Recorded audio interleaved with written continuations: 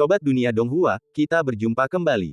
Tanpa berlama-lama mari kita lanjutkan ceritanya. Selamat mendengarkan dan selamat berimajinasi. Raja ikan berdiri di tanah, mata iblisnya menatap langit melalui jendela. Awan berkobar bagai api, dan senja yang pekat, yang biasanya hanya ada di langit barat, menyebar luas. Ke arah itu, Raja ikan menyipitkan mata dan melesat keluar jendela. Ning Xiaoling bergegas menyusulnya. Ia juga menatap langit. Cahaya api di langit tampak kabur, seperti cat merah yang luntur dan rusak.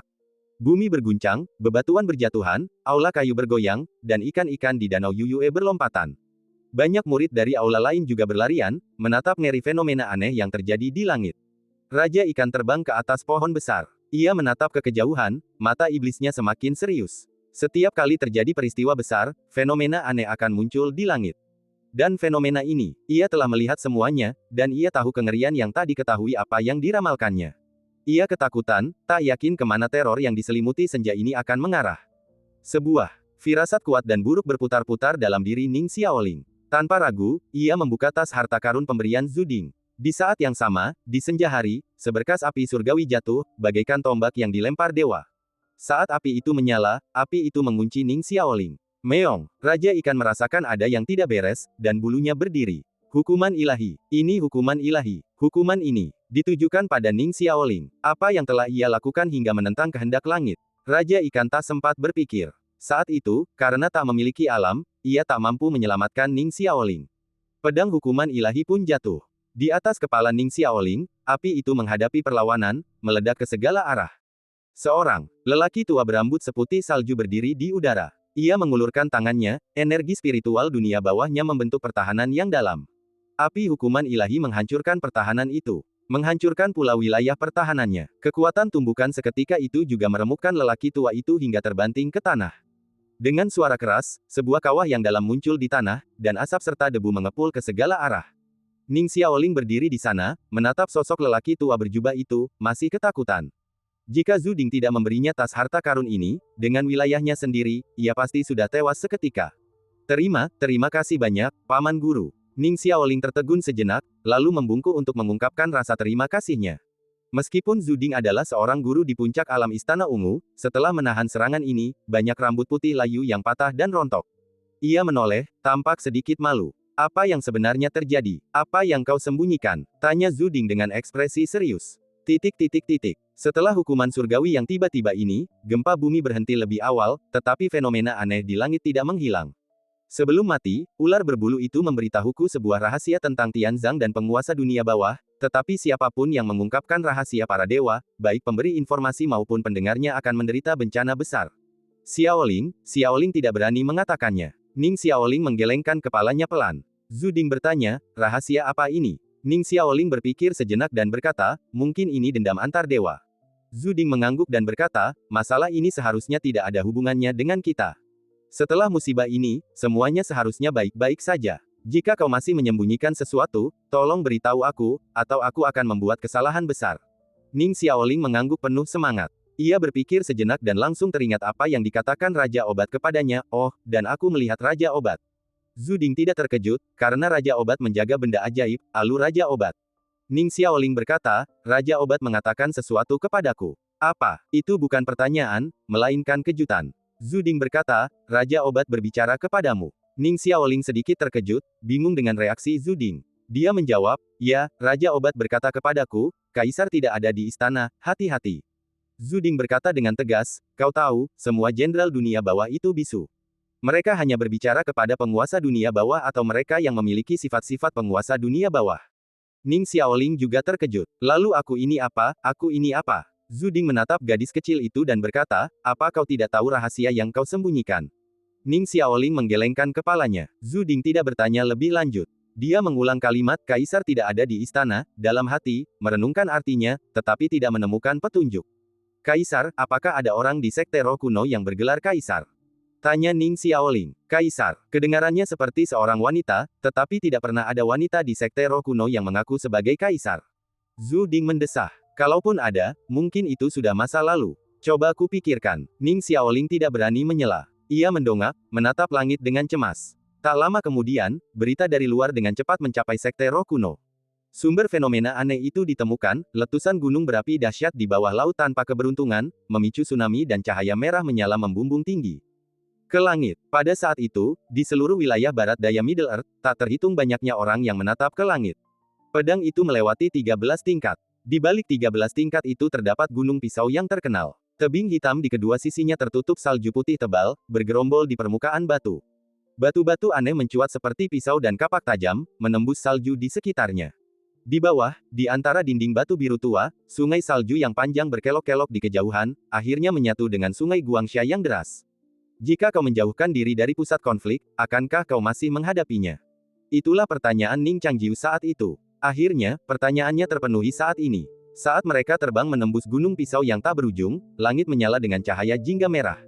Senja telah tiba lebih awal. Apakah ini terbakar? Qiu Yue menutupi kepalanya dengan kedua tangan, menatap langit dengan rasa ingin tahu. Hal pertama yang terlintas di benak Ning Changjiu adalah sebuah otoritas bernama Senja, sebuah kekuatan yang tercatat dalam kitab suci terlarang di alam tak terlihat. Kekuatannya tak diketahui. Lu Jiajia juga menatap ke langit. Awan-awan yang berarak di atas tampak berkobar, satu demi satu. Mereka menatap ke arah cahaya. Di situlah, Lu Jiajia mengetuk-ngetukkan jari kakinya di ujung pedangnya, tatapannya menatap ke kejauhan. Menara Luoshu. Ia dan Lu Jiajia mencapai kesimpulan bersama. Ekspresi Ning Changjiu membeku. Ia meraih tangan Lu Jiajia dan menariknya mendekat. Lu Jiajia jatuh ke pelukannya, bingung, dan bertanya, ada apa? Melihat ini, Qiu Yue menutup matanya, jari-jarinya menyipit saat mengintip.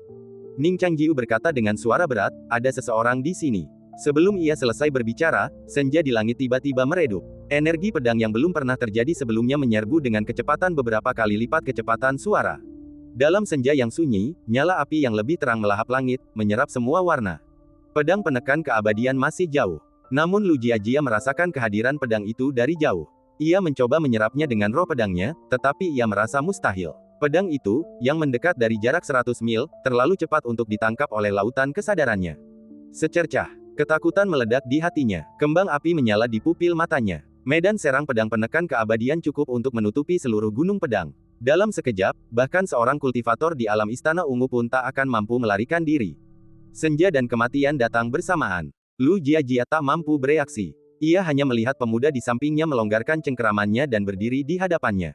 Bibirnya sedikit terbuka, kata-katanya ditelan oleh kilauan pedang. Ini adalah pukulan yang dahsyat. Pukulan yang hampir tak bisa dihindari oleh semua kultivator alam istana ungu, meninggalkan mereka dengan kehancuran total. Pedang penekan keabadian, setelah menelan mereka, menghantam lembah. Ledakan itu menyebar dengan cepat. Titik-titik cahaya yang tak terhitung jumlahnya melayang sejenak di udara. Api yang menyilaukan menyemburkan awan debu dan asap yang luas ke langit. Dari pusat ledakan, sebuah kolom api yang cemerlang melesat naik, berkembang menjadi awan berbentuk jamur yang megah, menjulang di atas pegunungan di sekitarnya. Gelombang udara melingkar, terbungkus percikan api dan debu, menyebar dengan cepat. Gelombang tak kasat mata itu, bagai bilah pisau paling tajam, menghancurkan semua yang disentuhnya, tebing, pepohonan, patung perunggu, bahkan jalur pegunungan biru tua. Semuanya hancur seketika saat bersentuhan, tersapu keluar oleh kekuatan gelombang. Awan raksasa berbentuk jamur terus mengembang. Ledakan itu menelan langit dan bumi, meratakan gunung pedang di sekitarnya hingga rata dengan tanah. Cahaya merah tua dari api jauh lebih menyilaukan daripada senja, dan bahkan desa-desa dan kota-kota yang jauh dari gunung pedang merasakan bumi bergetar. Dari kejauhan, mereka hanya melihat api membubung ke langit dan angin kencang menerpa wajah mereka. Ini adalah serangan yang tiba-tiba dan tepat. Menara Luoshu dan 3 menara dewa lainnya berada di urutan kedua setelah paviliun pedang dalam hal kekuatan puncak.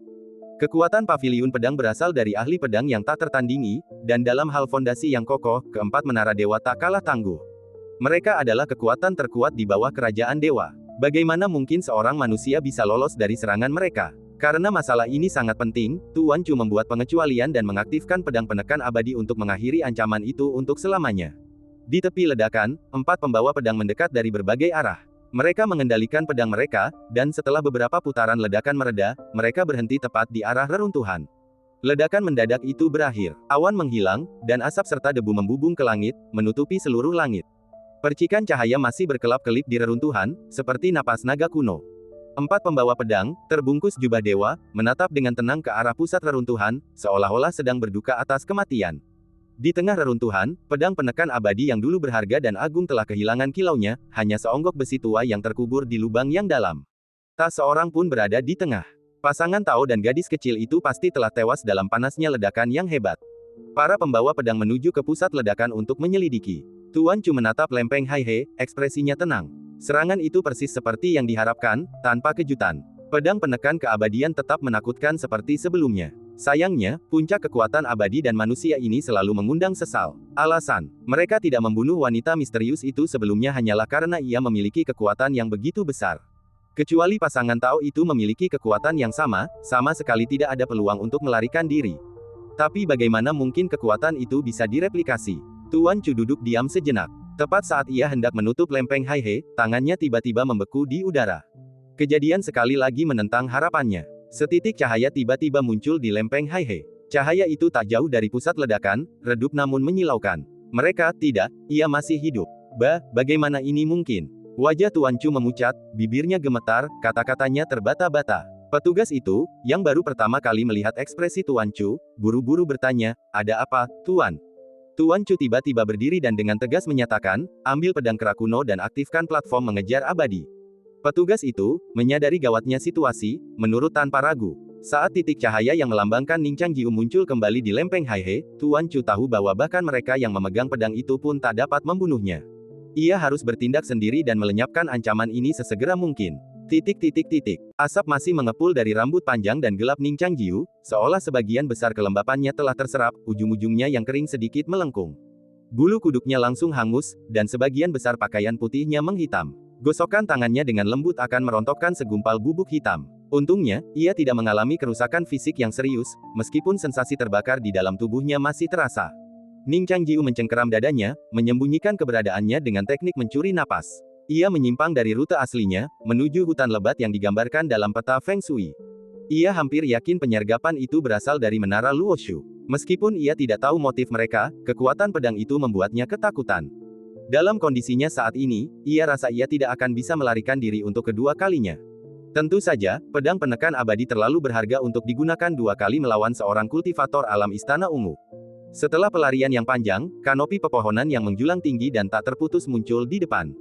Ning Changjiu berhenti lagi. Ia menatap sebuah batu besar.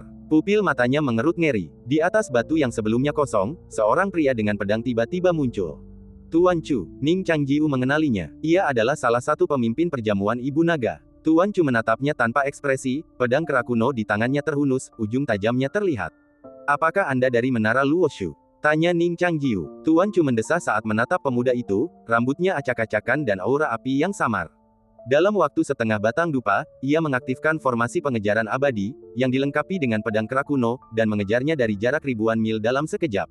Sikapnya yang tampak mudah ternyata adalah harga yang mahal. Tuan Ning, kita pernah bertemu di perjamuan kerajaan laut. Rekan Tao Anda bahkan mengalahkan Liu He yang tersohor. Berapa banyak orang yang mengagumi pasangan abadi Anda? Senyum Tuan Chu diwarnai dengan sedikit sarkasme. Aku tidak tahu bagaimana kau bisa lolos dari pedang penekan keabadian, tapi kurasa metodemu hanya cukup untuk meloloskan satu orang. Sayangnya, ketika bencana melanda, semua orang melarikan diri. Itulah yang disebut pasangan abadi. Ning Changjiu berdiri sendirian di jalan setapak pegunungan hijau tua, tampak sedih. Asap hitam mengepul di wajahnya, menerangi kulit pucatnya dengan rona suram. Matanya yang jernih tampak kosong, seolah-olah tidak tertusuk setetes air hujan pun. Merasakan sikapnya, Tuan Chu akhirnya merasa sedikit lebih baik. Ia tersenyum. Mengapa kau berpura-pura menyesal sekarang? Di ambang kematian, kau memilih untuk melarikan diri. Itulah kejahatan tersembunyi dalam dirimu. Kau seharusnya puas melihat sekilas jati dirimu sebelum kau mati. Kau berhasil. Ning Changjiu mengangkat kepalanya, menggertakkan giginya. Tuan Chu berkata, kau bertanya meskipun kau tahu jawabannya. Kejahatan tersembunyimu sebelumnya adalah keegoisan, dan sekarang adalah kepengecutan. Ning Changjiu menunduk, tampak lemah. Setelah selamat dari bencana, ia ditinggalkan sendirian, tanpa harapan untuk masa depan. Ning Changjiu tak bisa melarikan diri. Tuan Chu menatapnya. Di titik terendah Ning Changjiu, sosok Tuan Chu lenyap dari batu aneh itu. Pohon-pohon menjulang di sekitarnya meledak. Pedang itu mendekatkan kegelapan. Ketika Ning Changjiu mengangkat kepalanya, seekor kera raksasa memenuhi pandangannya. Itu adalah iblis pedang dari pedang kera kuno. Kera kuno itu mengayunkan tinjunya yang besar dan menghantamkannya ke arah Ning Changjiu. Boom! Seluruh ngarai mulai berguncang. Tuan Chu memasang banyak penghalang malam gelap untuk menyerap Ning Changjiu, dan domain pedang di dalam penghalang itu pun terbuka bersamaan. Domain ini hanya memiliki 4 sisi, dan tubuh kera raksasa yang besar itu menempatinya. Sosok Ning Changjiu menjadi semakin kesepian. Mengapa kau ingin membunuhku? Ning Changjiu menghindari puing-puing yang berterbangan dan melompat dengan pedang di tangan, menebas Tuan Chu. Sosok Tuan Chu melesat bagai hantu dan melawannya di udara. Bila pedang saling beradu hebat, dan api muncul dan menghilang, menyinari mata Ning Changjiu yang dipenuhi kebencian. Jika memungkinkan, Tuan Chu ingin mengagumi mata-mata ini lebih lama lagi, untuk menebus penyesalan yang terlewatkan oleh pedang penekan abadi. Tuan Chu tidak menjawab, hanya berkata, istri dan putrimu telah tiada, dan kau sendirian. Daripada hidup di dunia ini, biarkan aku yang mengantarmu pergi. Ning Changjiu terdorong mundur oleh tebasan pedangnya, punggungnya menghantam batu tajam. Medan pedang, bagaikan sekelompok makhluk tak kekal bersenjatakan pedang, dengan cepat berkumpul menuju pusat. Sosok Tuan Chu tak terlihat, ia praktis telah berteleportasi ke dalam. Kegelapan yang menyebar mengaburkan senja lembah. Kelelawar haus darah yang tak terhitung jumlahnya tampak bergelantungan di kegelapan, dan siapapun di antara mereka bisa jadi adalah dirinya. Ning Changjiu tak punya waktu untuk berpikir, dan ia menebas dengan pedangnya secara naluriah. Lengkungan cahaya terang itu berkelebat, lalu seketika ditelan kegelapan. Pedang Tuan Chu dan tinju iblis pedang kera kuno saling menekan. Ini bukanlah pertarungan yang seimbang. Setelah pertarungan yang sengit, setiap gerakan pedang yang dilancarkan Ning Changjiu selalu gagal oleh Tuan Chu.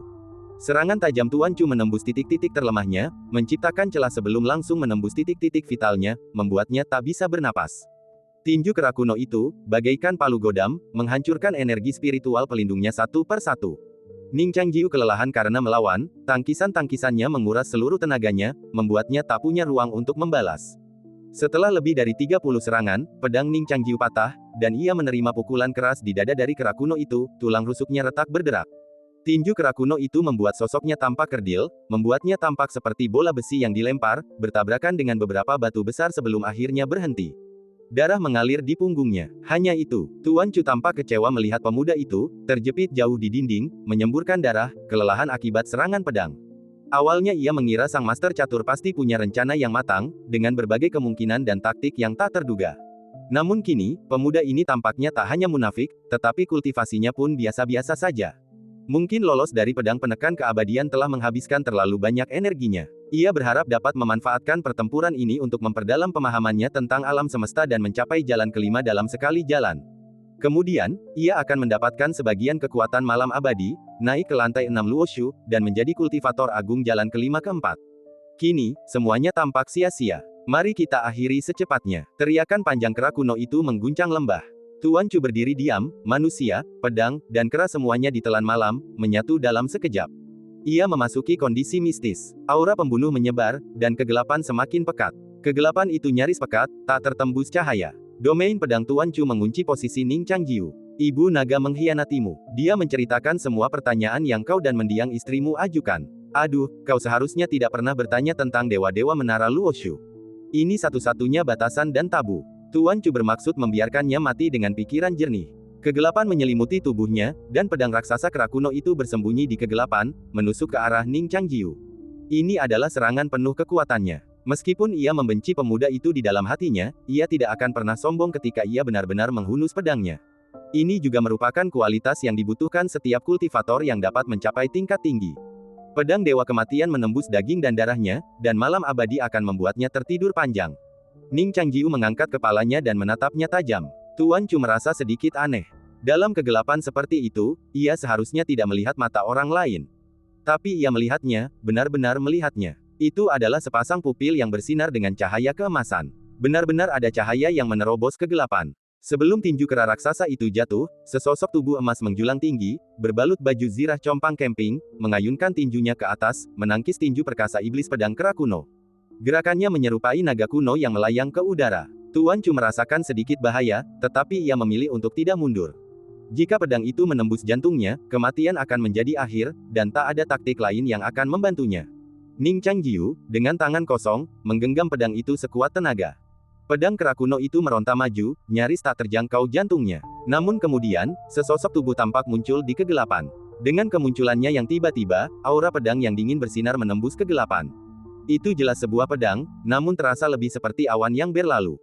Kematian mendekat dengan cepat, namun ia tidak merasakan bahaya. Perasaan yang saling bertentangan ini melemparkan pikiran dan tubuhnya ke dalam dua dimensi yang terpisah, memisahkan mereka. Tuan Chu segera menenangkan diri, memaksa dirinya untuk menghilangkan rasa kehilangan. Ia mencoba menghunus pedangnya dan melarikan diri, tetapi Ning Changjiu menggenggamnya erat-erat. Ia tak punya pilihan selain melepaskan pedangnya. Namun sudah terlambat. Cahaya keemasan, bersama pedang putih, bersinar, merobek alam malam gelap di puncak alam istana ungu miliknya. Di saat ajalnya, Tuan Chu melihat makhluk yang paling ditakutinya. Makhluk ini konon hanya ada dalam mitos. Seekor gagak emas berkaki 3. Bahkan malam abadi yang sejati hanyalah makanannya, bagaimana mungkin alam gelap ini bisa menampungnya? Malam gelap pun mati. Pedang itu menusuk tenggorokannya dengan presisi yang tepat. Ia pun mati. Matanya yang linglung memantulkan sosok seorang wanita berbaju putih. Inilah Lu Jiajia, wanita yang ia tahu seharusnya mati. Lu Jiajia menghunus pedang di satu tangan, gerakannya aneh dan luar biasa, rambutnya yang hitam legam menari-nari tertiup angin seperti gagak liar. Ia menggenggam pedang, memutar lengannya, dan memenggal kepala Tuan Chu. Darah mengucur dari lehernya, dan Tuan Chu pun jatuh ke tanah. Gagak emas itu menerkam, merenggut jiwanya yang melarikan diri dan membakarnya hingga mati. Ning Changjiu jatuh ke reruntuhan, terengah-engah.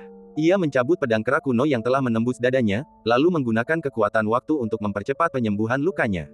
Lu Jiajia berbalik, membungkuk, dan dengan lembut menggendong Ning Changjiu keluar dari reruntuhan.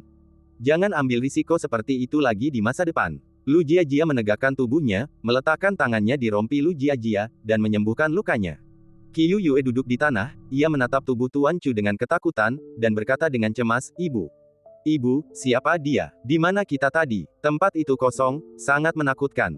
Ning Changjiu meliriknya. Gagak emas itu terbang kembali ke tubuhnya. Sebelumnya, ketika pedang penekan abadi jatuh, Ning Changjiu menghalangi jalan Lu Jiajia. Ia membuka domain waktu dan mendorongnya hingga batas maksimal, secara paksa memperlambat datangnya bencana, tetapi Lu Jiajia juga berada dalam jangkauan domain waktu, dan gerakannya menjadi lambat. Ia mengerahkan gagak emas dan membawa Lu Jiajia ke kerajaan 10 mata yang telah hancur.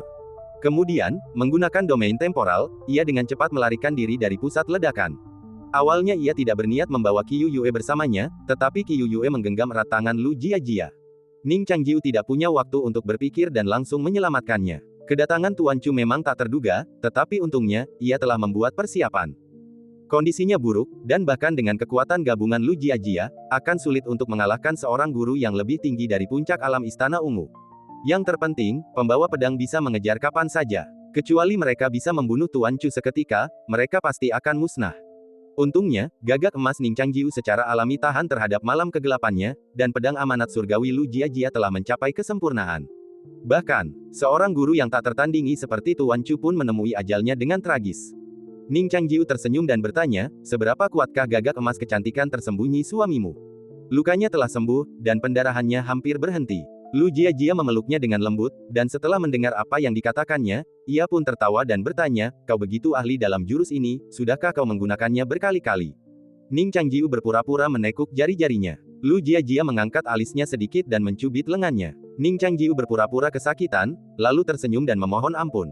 Qiu Yue duduk di samping dan memperhatikan mereka, entah apa yang dipikirkannya, senyum tulus tersungging di sudut mulutnya. Ketenangan mereka tidak bertahan lama. Para pembawa pedang menyusul. Lu Jiajia sama sekali tidak takut. Meskipun para pembawa pedang ini juga berada di Ziting, wilayah kekuasaan mereka tidak tinggi, dan mereka jelas bukan lawannya. Pembawa pedang pertama segera melihat mayat di tanah dan ketakutan, "Tuan Chu. Kau benar-benar membunuh Tuan Chu." Para pembawa pedang yang datang kemudian juga terkejut dan terdiam. Mereka tahu keahlian Tuan Chu yang luar biasa. Ia adalah seorang ahli pedang dan Taoisme, menguasai setiap 64 teknik pedang. Dengan kekuatan tambahan pedang agung kera kuno, ia belum pernah terkalahkan melawan para kultivator istana ungu terkuat dari sekte ilahi lainnya. Namun, orang seperti itu tergeletak terpotong-potong di tanah. "Apakah kau ingin melihatnya?" tanya Ning Changjiu. Sang pembawa pedang menatap pasangan Tao itu, hati mereka bergetar seolah-olah mereka sedang berjalan di atas tali, dengan jurang berapi di bawah. Ning Changjiu menatap Lu Jiajia dan berbisik, "Jangan hunus pedangmu dulu. Aku akan menunjukkan sesuatu yang menyenangkan." Lu Jiajia bingung. Saat ini, dengan lukanya yang begitu parah, apa yang bisa menyenangkan? Ning Changjiu mengambil gulungan yang diperolehnya dari Raja Ikan dan memasukkannya ke dalam mulutnya. Gulungan itu terhubung dengan pikirannya. Kehampaan itu hancur, dan Tuan Chu muncul dalam wujud spiritual. Lu Jiajia terkejut. Mengingat teknik yang digunakan oleh Raja Ikan, ia menyadari bahwa gulungan itu dapat memanggil semua makhluk mati yang pernah dilihatnya. Tentu saja, makhluk-makhluk spiritual ini memiliki sedikit kekuatan tempur. Ning Changjiu melakukan ini semata-mata untuk mengintimidasi mereka yang menghunus pedang, untuk semakin menghancurkan jiwa pedang mereka. Pikirannya pun terbuka. Dari celah kehampaan, bagaikan pusaran air yang berputar-putar, makhluk-makhluk spiritual yang tak terhitung jumlahnya muncul. Rubah tua, Nyonya Bai, Ning Qinsui, Jiu Ying, Master Hanci. Para kultivator yang pernah menindas mereka dengan hebat, mereka yang memiliki alam yang mendalam, telah menjadi pasukannya, baik yang hidup maupun yang mati. Saat senja, para mayat hidup berkerumun dalam gumpalan hitam. Ning Changjiu bangkit dari tengah, bagaikan hantu hidup yang memerintah orang mati. Sayang sekali roh-roh ini sudah berada di level yang lebih rendah. Lu Jiajia telah menyaksikan penampilan Ning Changjiu yang mengesankan dan tak ingin menunda. Dengan dua pembawa pedang yang sudah ada di sini, akan merepotkan jika yang lainnya tiba. Namun, saat ia bersiap menghunus pedangnya, tatapannya terhenti pada sesosok roh. Kilatan keterkejutan yang mendalam melintas di mata Lu Jiajia. Ning Changjiu juga merasakan sesuatu yang janggal dan melirik salah satu roh. Itu adalah seorang wanita. Gaunnya yang panjang dan berkibar tampak anggun dan elegan. Mahkota koral warna-warni dan tanduk rusa menghiasi kepalanya, rambutnya tergerai ke tanah. Wajahnya sangat cantik. Bahkan dalam wujud roh, ia tetap mempertahankan sikap yang mulia dan memikat. Petik 2. Ibu Naga. Petik 2. Saat senja perlahan memudar, Ning Xiaoling merasakan kegelisahan yang semakin besar. Kucing malas itu, yang biasanya terobsesi dengan makan dan tidur, tampak lebih gelisah daripada dirinya. Ia melompat-lompat di hutan, seolah mencari sesuatu. Ning Xiaoling menenangkan pikirannya, membuka buku catatannya dan menulis coretan, merenungkan sesuatu. Pedang bencana terikat. Bagaimana mungkin ilmu pedang Yujian Tianzong dan seni spiritual Sekte Guling bisa begitu menyatu? Mengapa ini mungkin? Yah, para pendiri Yujian Tianzong dan Sekte Guling pastilah berteman, karena inilah ilmu pedang yang mereka ciptakan bersama. Itu tidak mungkin. Ning Xiaoling tiba-tiba menyadari bahwa Yujian Tianzong baru berdiri selama lebih dari 300 tahun, sementara Sekte Guling telah ada selama hampir 500 tahun. Para pendiri kedua sekte ini bahkan mungkin tidak berasal dari era yang sama, jadi bagaimana mungkin mereka berteman? Dan ilmu pedang ini, Ning Xiaoling mengulurkan tangan kiri dan kanannya, menirukan ilmu pedang dengan tangan kanannya dan seni spiritual dengan tangan kirinya. Raja ikan yang menggemaskan, yang melompat-lompat, juga berhenti. Ia menatap tangan Ning Xiaoling, seolah tenggelam dalam pikirannya. Ilmu pedang di tangan kanannya ini, mengapa terasa begitu familiar? Mungkinkah? Ning Xiaoling mengepalkan penanya. Tiba-tiba, sebuah pikiran terlintas di benaknya. Dulu, ia selalu merasa ilmu pedang Yujian Tianzong agak aneh, tetapi ia tidak tahu persis apa itu. Kini, ia akhirnya mengerti. Ilmu pedang Yujian Tianzong mencakup 4 teknik pedang, pasir dan salju, sutra putih, bunga cermin, dan riasan musim gugur, 3 teknik pedang murni dan dingin, ukiran batu tebing awan, osmanthus yang diam, dan mengetuk bulan dan menanyakan sang abadi, serta teknik pedang yang agung dan tegas, pelangi putih menusuk matahari, sungai besar memasuki Dugout, dan hujan tinta membalik baskom. Bahkan dari nama-nama jurus pedangnya, jelas bahwa meskipun ilmu pedang Yujian Tianzong menyatu, gaya kekerasan dan kelembutannya sangat berbeda. Ia juga menemukan masalah yang sama dengan seni spiritual Sekte Roh Kuno. Jurus pedang ini kemungkinan besar tidak dirancang oleh satu orang. Mungkin seorang pria dan seorang wanita. Pedang bencana terikat juga merupakan ciptaan mereka bersama. Kemudian, entah mengapa, mereka memisahkan teknik pedang mereka, yang satu ke Nanzu dan yang lainnya ke dunia tengah. Pria di antara keduanya pastilah pendiri Yujian Tianzong. Lagi pula, dialah yang membantu membersihkan puing-puing ketika Gunung Huanpu runtuh, dan telah melihat potret para leluhur di aula utama yang runtuh.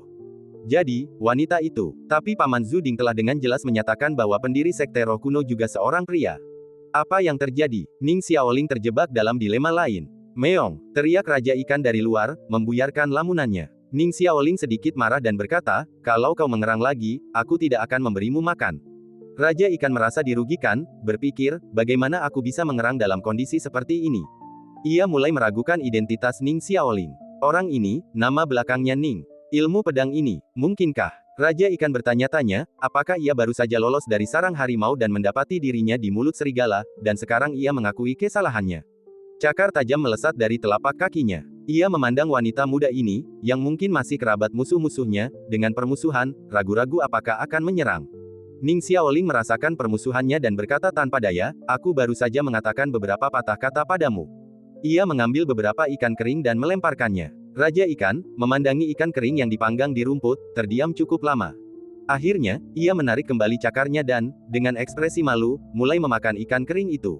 Sambil makan, ia berpikir bahwa ia telah mencapai tingkat yang rendah dan tak bisa mengorbankan dirinya dengan sia-sia. Ia akan bertahan dan membalas dendam setelahnya. Ning Xiaoling, yang sedang sibuk dengan urusan penting, tiba-tiba berdiri, mengeluarkan kantong brokat, dan membukanya.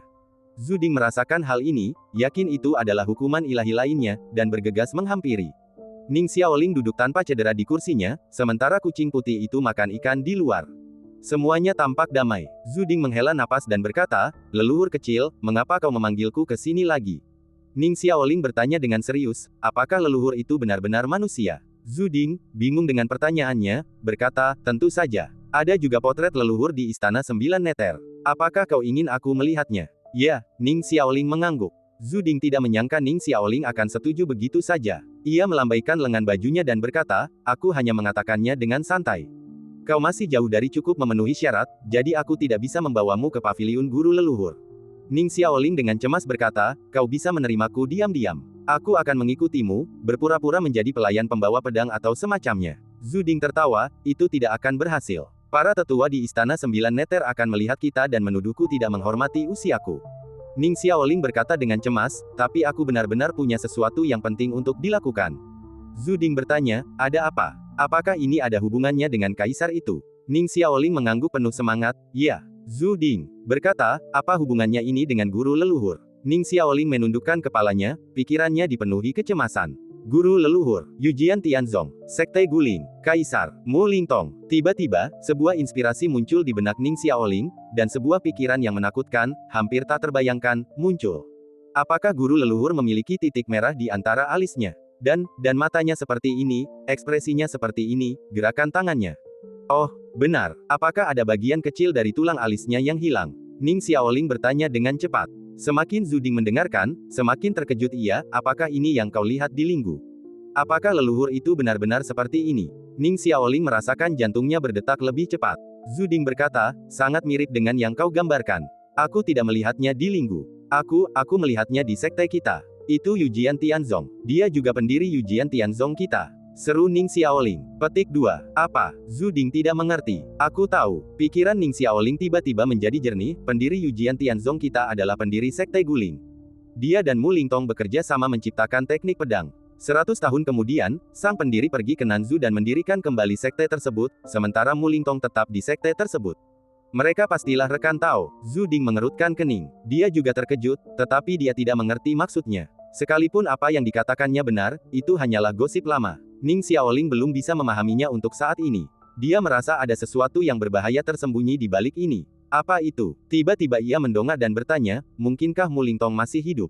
Mungkinkah dia kaisar yang disebutkan Raja Obat?" Zhu Ding merenung sejenak, lalu berkata, "Kalaupun masih hidup, lalu kenapa?" "Ya, lalu kenapa?" Ning Xiaoling kembali berpikir. Raja ikan di sampingnya telah mengetahuinya. Ia mengeong, seolah memperingatkan. Seolah Ning Xiaoling memahami teriakan Raja Ikan itu, ia berkata, "Pamanku pernah mengatakan kepadaku bahwa hanya guruku yang bisa membuka reruntuhan dunia bawah sekte roh kuno. Sekarang sepertinya, mungkin bukan hanya guruku, Mu Lingtong, mantan rekan tahunnya, yang mungkin juga menguasai caranya." Kaisar tidak ada di istana. Kaisar tidak ada di istana. Ia melihat sekilas sesuatu yang sebelumnya terlewatkan. Raja Obat memanggilnya Kaisar. Ia tidak disebut Kaisar di dalam sekte roh kuno, tetapi di antara para jenderal hantu dunia bawah.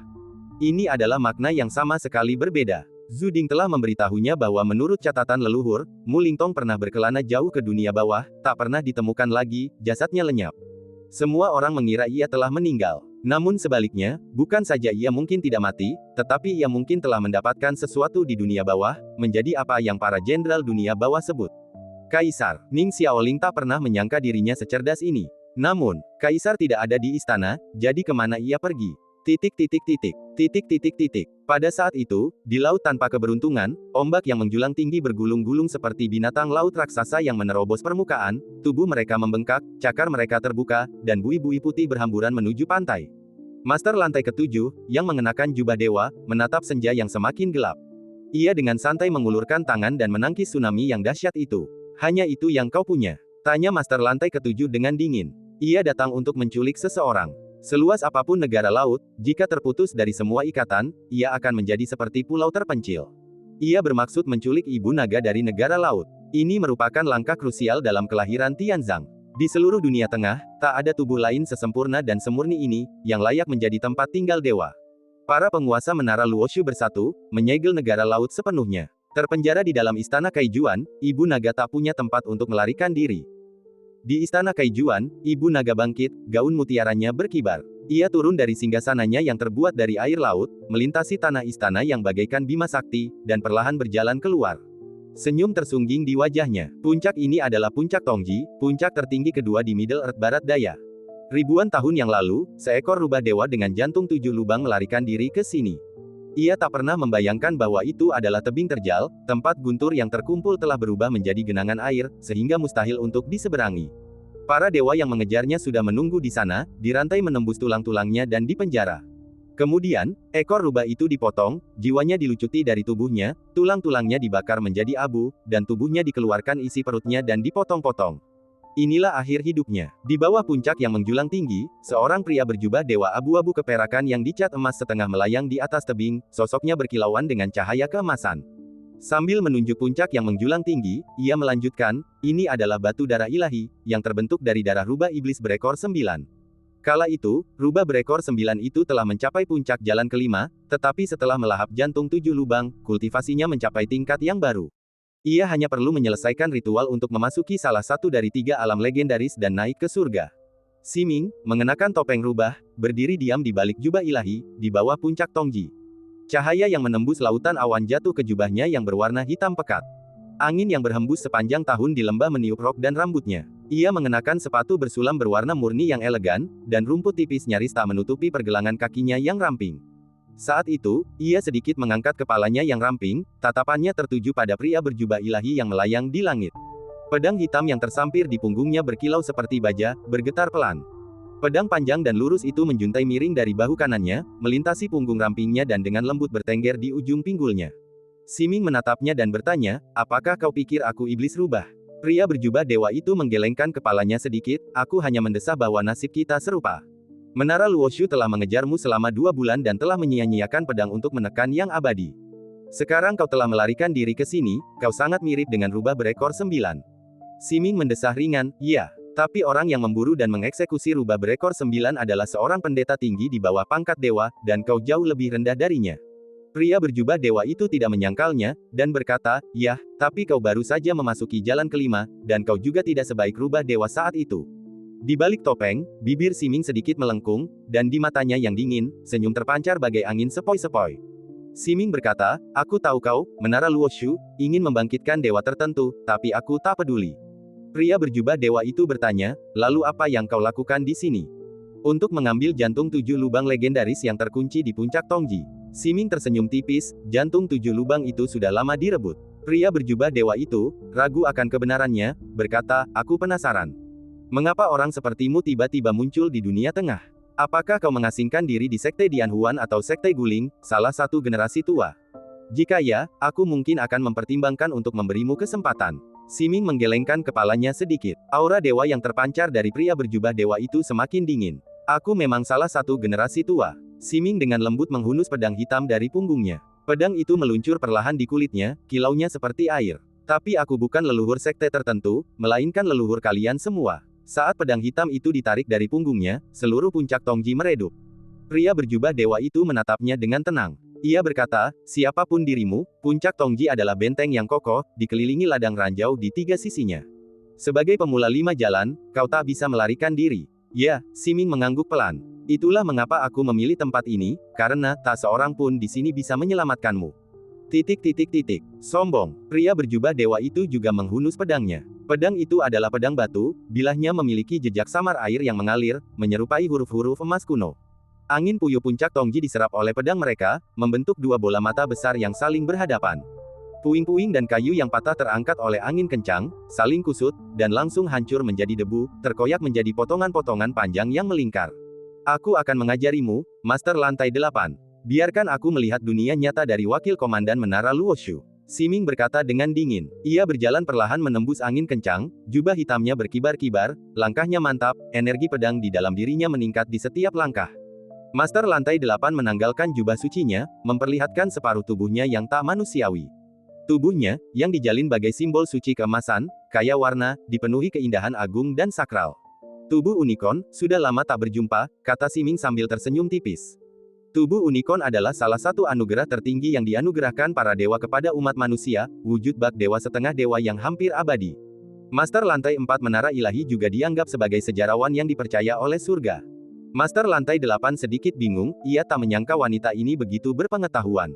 Ekspresinya berubah serius. Awalnya ia berniat beradu pedang, mematahkan gerakan wanita itu, lalu memenggalnya. Namun saat itu, ia berubah pikiran. Ia memegang pedang suci di hadapannya. Teks kuno keemasan itu terbentang seperti ladang, menyebar keluar, berubah menjadi bola bulat sempurna yang menyelimuti seluruh tubuhnya. Mata dingin Siming menyipit, dan rambut perak esnya yang menari liar tiba-tiba mereda. Angin di lembah tiba-tiba mereda. Seolah waktu telah berhenti. Di puncak Tongji, tulisan, tebing pencapai surga, menyala merah menyala. Inilah dunia waktu. Namun, itu tak dapat memengaruhi Master lantai 8. Wujudnya terbungkus aksara kuno keemasan, wilayahnya sendiri, tak tertembus Siming. Inilah momen ketika duel pamungkas, yang bisa dibilang puncak Middle Earth, benar-benar dimulai. Di tangan Siming yang seputih giok, pedang kuno hitam itu menghunus bagaikan sebuah perintah. Saat ia melompat, wujud dan bayangan pedangnya menyelimuti seluruh gunung. Bayangan-bayangan ini bagaikan pusaran hantu hitam, masing-masing dipenuhi dengan niat pedang yang nyata dan menakutkan. Master lantai 8 tidak mencari pengguna pedangnya. Ia pun menggenggamnya, mengayunkannya dengan gerakan hikmat dan ritualistik. Puluhan ribu ujung pedang hantu mengarah ke tengah. Puluhan ribu pedang melesat ke depan. Sejak wanita anggun dan luar biasa cantik ini menghunus pedangnya, ia tampak berubah menjadi iblis tunggal. Guntur bergemuruh, bebatuan runtuh, dan energi pedang hantu melekat pada alam tulisan kuno keemasan milik Master lantai 8. Seperti air yang dituangkan ke dalam panci besi mendidih, suara mendesis cepat bergema. Di dalam alam yang diselimuti oleh niat pedang Siming, serangkaian teks kuno keemasan yang terus-menerus menembus kabut seperti seberkas cahaya, menebas ke arah suatu lokasi di kehampaan. Siming, yang diam-diam tersembunyi di kehampaan, terungkap. Cahaya keemasan itu berubah menjadi wujud Master lantai 8. Ia mengangkat pedangnya tinggi-tinggi dengan kedua tangan, tetapi gerakannya palsu. Saat ia mengangkat pedang, energi pedang menebas dengan mengerikan ke arah kepala Siming. Siming menyelimuti dirinya dalam kekuatan waktu, dan energi pedang melambat puluhan kali lipat di matanya. Ia melesat ke belakang Master lantai 8 dan menusuk ke belakang dengan pedang di punggung tangannya. Ujung pedang itu menunjuk ke jantungnya. Dentang, huruf-huruf kuno keemasan itu mengembun menjadi baju zirah. Ujung pedang hitam itu terbenam di dalamnya, seolah-olah telah tenggelam ke dalam lautan huruf-huruf kuno yang luas, tak mampu menyelam lebih dalam lagi. Di tempat pedang itu menusuk, huruf-huruf kuno itu bagaikan jangkrik emas, merambat di sepanjang pedang, mencoba mengunci dirinya dan pedang itu sepenuhnya. Ekspresi Siming tidak berubah. Jubah hitamnya menari-nari, dan tangannya yang lain, menyeret bayangan samar yang terus-menerus, perlahan menyapu dan menekan ujung gagangnya. Angin yang tak terduga tiba-tiba bertiup. Inilah angin waktu. Huruf-huruf kuno itu tertiup angin waktu, seolah-olah mereka telah mengalami tahun-tahun yang tak terhitung jumlahnya, dari yang samar menjadi piktografik, lalu dari piktografik menjadi sederhana, dengan semakin sedikit hantaman, dan akhirnya lenyap dalam sungai waktu yang panjang. Ujung pedang itu menembus wilayah kekuasaan Master lantai 8. Ekspresi Master lantai 8 sedikit berubah. Mereka pernah berspekulasi tentang kekuatan yang dimiliki oleh wanita misterius ini. Mereka awalnya mengira dia memiliki senja atau kematian, tetapi mereka tidak membayangkan dia memiliki waktu. Kekuatan ini, yang melampaui hukum elemen, hanya dimiliki oleh dewa sejati. Siapakah dia? Bagaimanapun, alam Master lantai 8 lebih unggul. Setelah ujung pedangnya menancap sebentar di tubuh Kilin, pola Kilin di punggungnya berubah menjadi binatang suci sejati, melompat keluar, cakar dan taringnya terbuka, saat menerjang Siming. Siming menghunus pedangnya dan mundur dengan anggun, berpegangan pada tebing puncak Tongji dalam sekejap. Tubuh Kilin Master lantai 8 yang melayang menyala dengan api halus, yang melahap pedang hantu Siming yang terjerat. Di sisinya, 4 sinar pedang emas, seperti kait, menerjang ke arah Siming. Siming terus mundur, menyatu dengan puncak Tongji. Master lantai 8 tampak bingung. Menghilang ke puncak, apakah dia masih memiliki otoritas atas alam bumi? Namun, langkah Siming hanyalah tipuan. Ia tidak menyatu dengan gunung, melainkan membuka kehampaan tak berwujud di belakangnya. Ia lenyap ke dalam kehampaan, lalu ujung pedangnya menembus kegelapan, muncul di belakang Master lantai 8. Master lantai 8 tidak bergerak, tetapi wujud unicorn sang dewa setengah dewa merasakannya. Tubuh Dharma unicorn raksasa bersinar dengan cahaya keemasan, melangkah di kehampaan. Wujudnya anggun dan mengancam. Tanduk unicorn raksasa ini menjulur ke belakang seperti mahkota, agung bagai kaisar yang memerintah semua binatang. Siming menatapnya dan mendesah, makhluk yang dulu setara dengan naga kuno, kini hanya bisa bertahan hidup seperti parasit di tubuh manusia. Master lantai 8 berbalik dan menatap wanita berambut perak yang menghadap unicorn emas. Sepertinya kau memang inkarnasi dewa kuno yang masih hidup. Dewa kuno, kata-kata Siming dingin dan diwarnai kesombongan. Kecuali 12 dewa di surga, sisanya hanyalah pecundang rendahan yang tak berdaya. Cahaya keemasan di mata suci Master lantai 8 tiba-tiba semakin kuat. Ini adalah salah satu kata-kata paling arogan yang pernah didengarnya. Aku semakin penasaran dengan identitasmu, kata Master Lantai 8, perlahan mengangkat pedangnya. Saat pedang itu jatuh, Master Lantai 8 dan Qilin bertukar posisi. Cakar Qilin berubah menjadi pedang raksasa. Serangan ini tanpa jejak cahaya, tanpa suara. Seperti setetes air yang jatuh ke lubang tanpa dasar, prosesnya membentang hingga tak terbatas. Saat pedang itu jatuh, sebuah bidang hitam terbentang di antara mereka. Sima Ming tetap tak gentar. Indra spiritualnya meluas, mengunci dengan tepat momentum pedang yang datang. Bersamaan dengan itu, ia melangkah ke dalam kehampaan, menghadapinya secara langsung. Kekuatan waktu juga terbentang di permukaan pedang hitam, mengalir dengan aura yang meliputi segalanya. Di dalam ranah 5 jalan, kekuatan saling bertabrakan. Bumi berguncang. Kolam guntur di puncak-puncak Tongji bergetar, kekuatannya mengalir menuruni permukaan batu seperti air terjun yang mengalir deras. Retakan besar muncul di tebing, dan segala sesuatu di sekitarnya, baik yang terlihat maupun tak terlihat, terinjak-injak dan hancur, menyerah pada kehancuran total. Jika puncak dan lembah Tongji melingkupi sebuah dunia, maka dunia ini sedang menghadapi kiamat berupa gunung dan sungai yang runtuh, musnahnya semua kehidupan, dan kepunahan segala sesuatu. Semuanya meratap putus asa. Kekuasaan malam abadi. Pedang Siming terbenam dalam kegelapan yang terbentang, tak mampu menembusnya. Ia bisa saja menariknya kembali. Namun ia melakukan sesuatu yang bahkan mengejutkan Master Lantai 8, ia melangkah ke kehampaan dan naik ke alam malam abadi. Malam itu tidak datar. Sosok Siming terjun ke dalamnya, lebih seperti membenamkan diri di lautan luas atau kehampaan alam semesta, tak terbatas dan tak berujung.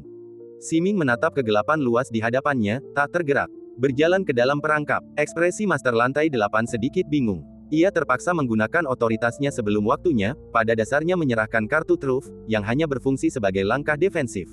Namun wanita ini terlalu arogan. Ia berani melangkah ke dalam malam abadi miliknya sendiri. Master Lantai 8 menatap kegelapan di bawahnya dengan ekspresi acuh tak acuh. Jika memang begitu, biarkan ia berjuang sendiri di malam abadi. Legenda mengatakan bahwa, selain naga lilin yang telah lama mati, satu-satunya makhluk yang mampu menghancurkan malam abadi di alam yang sama adalah gagak emas yang mistis. Namun makhluk itu lenyap lebih dari 2000 tahun yang lalu. Bagaimana mungkin ia mengoyak malam? Waktu mungkin tak terbatas, tetapi begitu pula malam abadi. Sekalipun ia mengerahkan seluruh kekuatannya, ia tak akan mencapai ujungnya. Sekte roh kuno, garis keturunan Yuling, Mutang. Kaisar tidak ada di istana. 4 kata itu terngiang di benak Ning Xiaoling, tak kunjung hilang. Ia menatap langit yang semakin gelap di luar. Senja yang sebelumnya tampak memudar seiring dengan senja yang sesungguhnya. Segalanya tampak kembali tenang, namun ia merasakan kegelisahan yang semakin besar. Raja Ikan, yang memahami percakapan mereka sebelumnya, juga merasa gelisah. Wanita tua dari garis keturunan ketua sekte itu bertahan hidup hingga hari ini.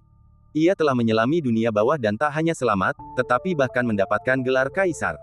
Kini, ia telah menyusun rencana rumit yang hampir menipu semua orang, dan tujuan sebenarnya dari rencana ini tetap tak terpahami.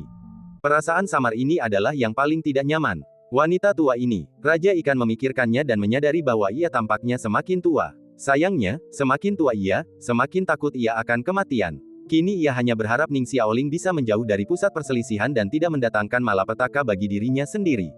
Namun Ning Xiaoling tampaknya sangat tertarik dengan masalah ini. Dengar, kau bilang kaisar tidak ada di istana, jadi kemana dia bisa pergi? Tanya Ning Xiaoling serius. Raja Ikan membuka mata ikan asinnya dan merintih dengan tatapan putus asa. Ia sudah berencana untuk melarikan diri. Awalnya ia mengira nama Diting bagus, tetapi sekarang ia merasa semakin sial. Lagi pula, itu bukan posisi di dunia fana. Ning Xiaoling mulai memahami lebih banyak hal. Pantas saja ular putih itu lepas saat ini. Katanya wanita itulah yang menyegelnya, dan sekarang setelah Mu Lingtong akhirnya pergi, segelnya terlepas, memungkinkannya melarikan diri. Alur kejadian mulai terurai di benak Ning Xiaoling. Petik 2. Ini mungkin kelalaian Mu Lingtong. Tegas Ning Xiaoling. Bahkan manusia terkuat pun tak mungkin memperhitungkan segalanya. Mungkin ia lupa bahwa lembah ular putih telah menekan seekor ular, atau mungkin ia pikir itu tidak akan memengaruhi rencananya, jadi ia mengabaikannya. Namun, kejadian itu terjadi padanya, dan secara kebetulan, ia memahami pedang bencana terikat. Selain itu, ia juga memilah banyak hal di sepanjang perjalanan. Mata Ning Xiaoling berbinar, dan ia merasa bangga karena telah mengetahui rencana Mu Lingtong. Namun, arus bawah yang kuat bergejolak di balik bayangan. Apa yang bisa ia lakukan? Kata-kata Ning Xiaoling juga mengirimkan gelombang kejut ke hati Zuding. Awalnya ia membayangkan kematian yang biasa dan damai, tetapi malam ini ditakdirkan menjadi malam yang gelisah. Akhirnya, ia membulatkan tekad dan menuju istana Jiuyu. Ia ingin bertemu langsung dengan Master Sekte. Zhu Ding mengayunkan pedangnya melewati puncak dan segera tiba di luar istana Jiuyu. Dengan ranahnya yang mendalam dan seorang paman yang sangat senior di sekte tersebut, seharusnya tak seorang pun dapat menghentikannya.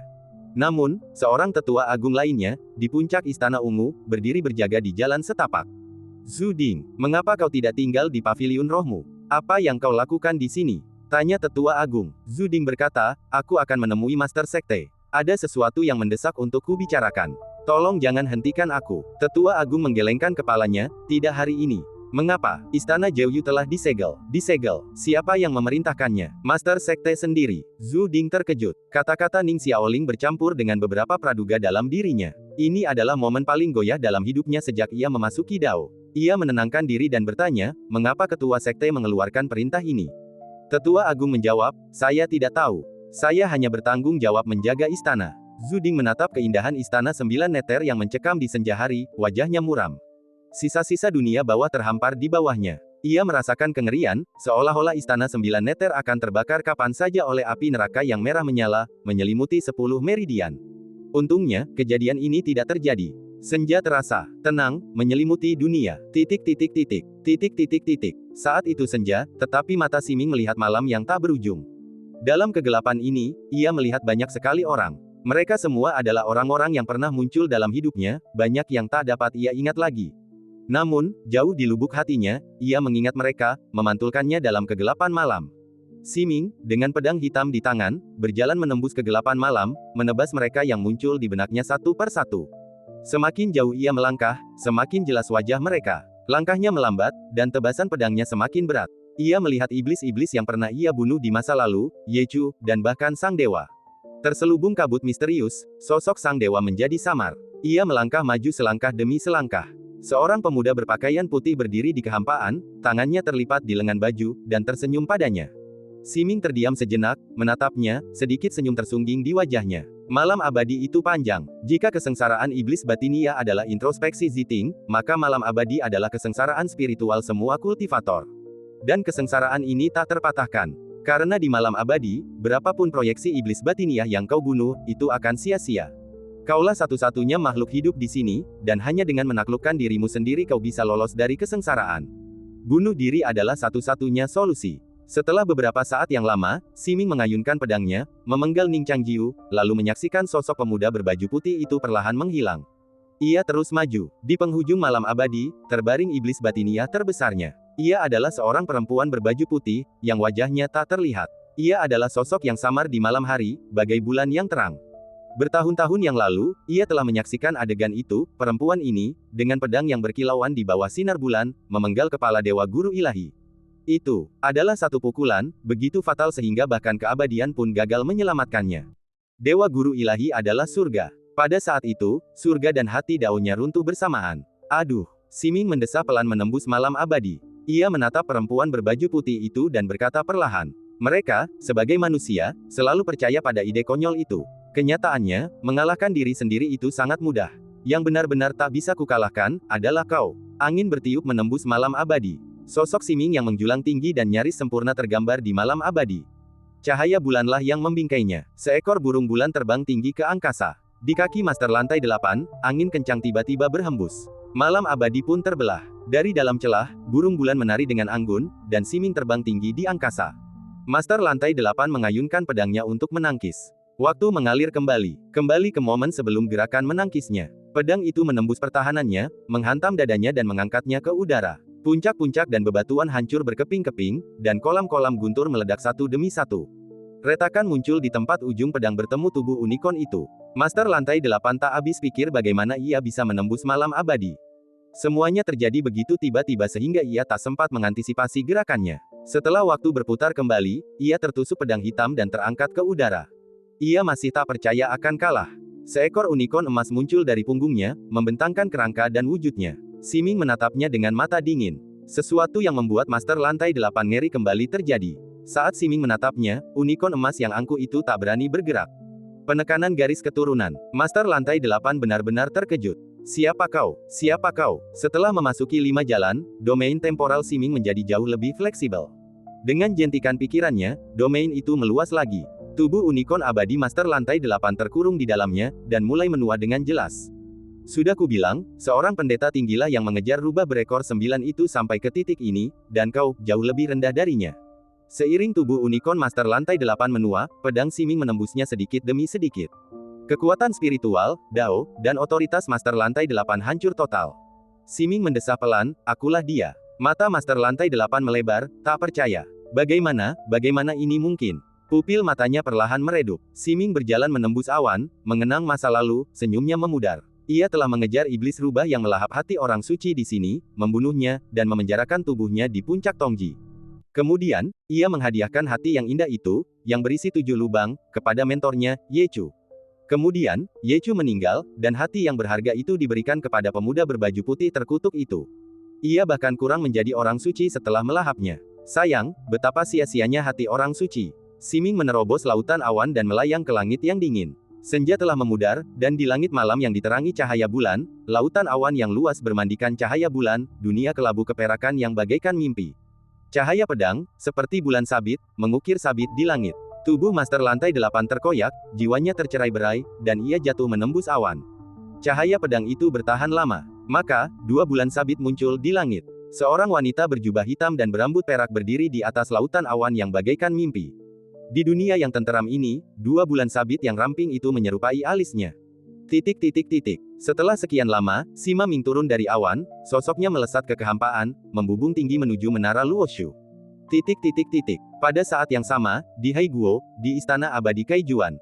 Ibu Naga, setelah menghadapi perlawanan yang cukup berat, akhirnya dibebaskan oleh Master Lantai ke-7, yang membelah istana dan membebaskannya dari kurungannya. 8 Master Menara Luoshu masing-masing memegang salah satu ujung rantai besi. Ibu Naga, yang berbalut gaun indah, kini menjadi tawanan. Sosoknya yang tinggi dan anggun terkekang oleh rantai, wajahnya pucat pasi, namun kerutan di antara alisnya tampak menawan. Kenapa kau tidak mau melepaskanku? Ibu Naga mengangkat kepalanya, air mata mengalir di wajahnya. Luo Changsu, apa dia begitu tidak tahu berterima kasih? Master Lantai ke-7 berkata dengan tenang, kaulah yang memilih jalan yang salah saat itu. Tak ada orang lain yang bisa disalahkan. Ibu Naga berkata, kalau begitu, akankah aku menjadi wadah bagi parasit dewa harta karun surgawi? Ini sudah pasti, kata Master Lantai ke-7, biarkan para dewa hidup untukmu. 8 rantai abadi mengencang, dan tubuhnya terancam hancur, lalu ia meratap kesakitan dan memilukan. Ratapan kecantikan tak tertandingi ini menggema di langit di atas kerajaan laut. Mereka yang masih belum menyadarinya hanya mengira itu adalah tangisan malam Putri Duyung. Dan cerita pun berakhir, nantikan cerita selanjutnya. Terima kasih telah mendengarkan.